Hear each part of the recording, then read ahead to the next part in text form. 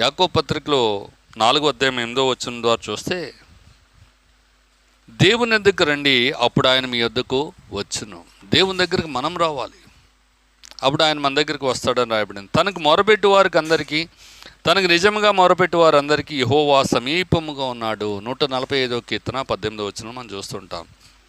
7వ సంగతి చూస్తే, దేవుడు ప్రేమగల తండ్రి. మనము దేవుని పిల్లలమని పిలువబడినట్లు తండ్రి మనకి ఎట్టి ప్రేమను అనుగ్రహించినో చూడుడి.